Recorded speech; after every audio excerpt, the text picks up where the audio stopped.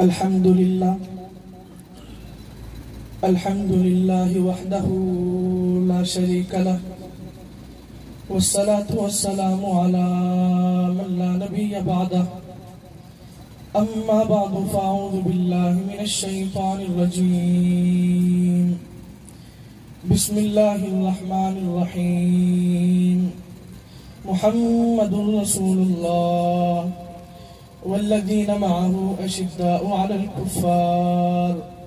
صدق الله العظيم اللهم صل على محمد وعلى آل محمد كما صليت على إبراهيم وعلى آل إبراهيم إنك حميد مجيد اللهم بارك على محمد وعلى آل محمد كما باركت على إبراهيم وعلى آل إبراهيم إنك حميد مجيد جا زندگی مدینہ سے جھونکے ہوا کلا جا زندگی مدینہ سے جھونکے ہوا کلا شاید کہ حضور خفا ہے منا کلا کچھ ہم بھی اپنا چہرہ باطن سوار لیں کچھ ہم بھی اپنا چہرہ باطن سوار لیں ابو بکر سے آئینہ عشق و وفا کلا دنیا مسلمان پہ بہت ہی تنگ ہو گئی دنیا مسلمان پہ بہت ہی تنگ ہو گئی فاروق اعظم کے دور کے وہ نقشے اٹھا کے لا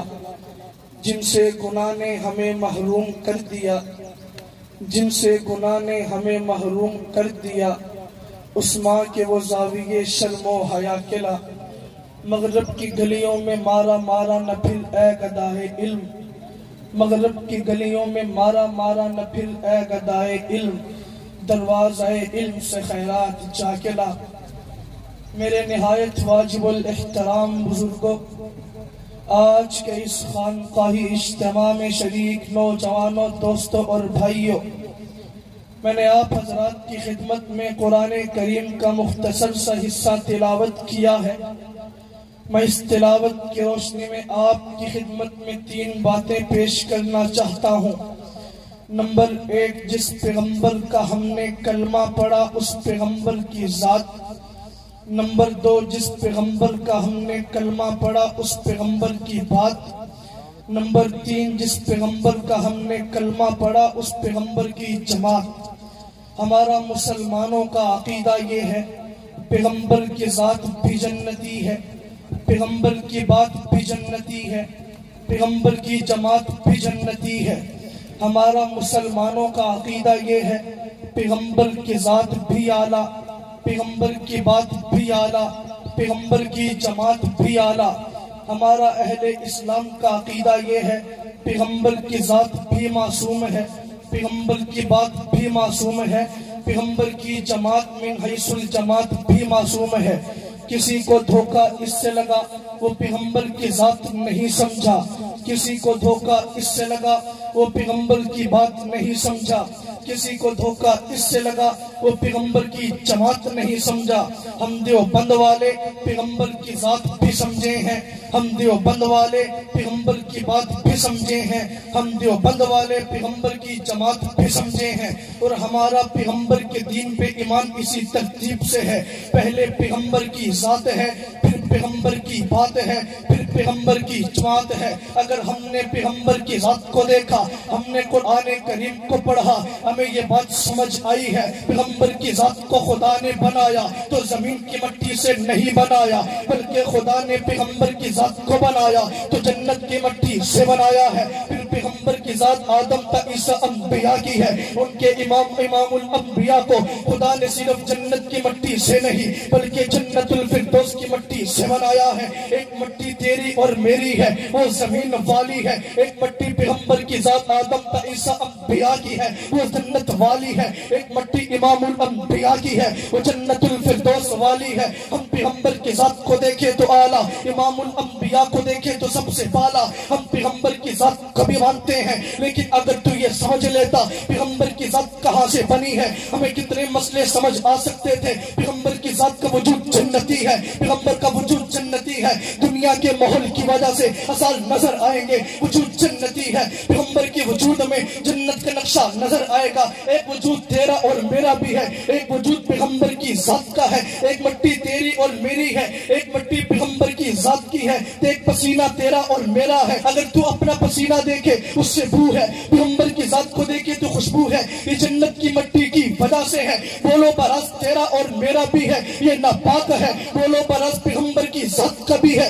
یہ پاک ہے، یہ جنت کی مٹی کی وجہ سے ہے۔ نیند تجھ پہ مجھ پہ بھی آتی ہے، نیند پیغمبر کی ذات پہ بھی آتی ہے۔ تیری اور میری نیند وہ ہے جو آنکھ پہ بھی آتی ہے، دل بھی سو جاتا ہے۔ پیغمبر کی نیند وہ ہے جو آنکھ پہ آتی ہے، دل جاگتا رہتا ہے، یہ جنت کی مٹی کی وجہ سے ہے۔ ایک موت تجھ پہ مجھ پہ بھی آئی ہے، موت پیغمبر کی ذات پہ بھی آئی ہے۔ تیری اور میری موت وہ ہے جو آنکھ پہ بھی آئے گی، ہمارے ظاہر اور باطن دل پر بھی آئی ہے۔ پیغمبر کی موت وہ ہے جو صرف آنکھ پہ آئی ہے، پیغمبر کا دل حیات رہتا ہے۔ مولانا قاسم نانوتوی نے آب و حیات میں لکھا، پیغمبر کی ذات پہ موت آئی ہے، آنکھ پہ موت آئی ہے، پیغمبر کا دل یہ حیات رہتا ہے۔ میں آپ کو ایک بات دلیل سے سمجھانا چاہتا ہوں۔ پیغمبر کی ذات کے بارے میں عقیدہ بیان کیا جائے، تمام لوگ یہی کہتے ہیں پیغمبر کی زوجہ سے امت کا نکاح جائز نہیں۔ پوچھا جائے جی نکاح جائز کیوں نہیں؟ کہا جاتا ہے یہ پیغمبر کی بیوی امت کی ماں ہے۔ ان سے کہا جائے اگر وجہ صرف یہی بات ہے تو مرشد کی بیوی سے مرید کا نکاح جائز نہ ہو، کیونکہ وہ بھی روحانی ماں ہے۔ شاگرد استاد کی بیوی سے شاگرد کا نکاح جائز نہ ہو، کیونکہ وہ بھی شاگرد کی روحانی ماں ہے۔ جسے نے کہا پیغمبر کی بیوی سے نکاح اس لیے جائز نہیں ہے پیغمبر قبر میں زندہ ہے۔ اگر وجہ صرف یہی بات بنتی شہید کی بیوی سے بھی نکاح جائز نہ ہوتا، کیونکہ وہ بھی تو قبر میں زندہ ہے۔ اگر پھر کہا جاتا ہے پیغمبر کی بیوی سے نکاح حلال کیوں نہیں ہے، مولانا قاسم نانوتوی نے یہ بات سمجھائی ہے۔ پیغمبر کی بیوی سے نکاح اس لیے جائز نہیں ہے، پیغمبر شہید پہ موت آئی ہے، اس کے روح سے اس کے جسم سے روح نکل گئی ہے، پیغمبر کے جسم سے روح نہیں نکلی۔ جب شہید کی جسم سے روح نکلی ہے وہ بیوی بیوہ بن چکی ہے۔ جب پیغمبر کی موت آئی ہے، پیغمبر کی آنکھ پہ آئی ہے، اللہ رب العزت نے پیغمبر کے ساتھ مبارک سے لے کے پاؤں مبارک تک تمام جسم اطہر سے روح کو اکٹھا کر اس قلب اطہر میں اللہ نے اس روح کو سمیٹ دیا ہے۔ یہ پیغمبر کی موت ہے۔ جب روح پھیل جاتی ہے یہ پیغمبر کی حیات ہے، روح سمٹ جائے یہ پیغمبر کی موت ہے۔ اس وجہ سے شہید کی بیوی بیوہ ہے، پیغمبر کی بیوی بیوی ہے۔ میں ایک بات بڑی وضاحت سے عرض کرنا چاہتا ہوں، ہم پیغمبر کی ذات کو بھی مانتے ہیں، پیغمبر کی بات بھی مانتے ہیں، پیغمبر کی جماعت بھی مانتے ہیں۔ میں وقت کو مد نظر رکھتے ہوئے اپنی بات کو یہی سمیٹنے کی کوشش کرتا ہوں۔ پیغمبر کی ذات کو دیکھ لے، پیغمبر کی ذات جنت سے مٹی ہے۔ سبھی صحابی وہ ہے جو نبی پہ کٹے، نبی وہ نہیں جو صحابی پہ کٹے۔ صحابی وہ ہے جو نبی کے ہاتھ پہ بیعت کرے، نبی وہ نہیں جو صحابی کے ہاتھ پہ بیعت کرے، نبی وہ نہیں جو صحابہ کے کلام کو لکھے، صحابی وہ ہے جو نبی کے کلام کو لکھے، نبی وہ نہیں جو صحابہ کے پیچھے نماز پڑھے، صحابی وہ ہے جو نبی کا ہمیشہ مقتدی ہو، نبی وہ جو پیر ہے، صحابی وہ جو خطیب ہے، نبی وہ جو امام ہے، صحابی وہ جو مقتدی ہے، نبی وہ جو مفتی ہے، صحابی وہ جو سائل ہے، نبی وہ جو خطیب ہے، صحابی وہ جو اس کے دفاع میں بنا ہے۔ وآخر الدعوانا ان الحمدللہ رب العالمین۔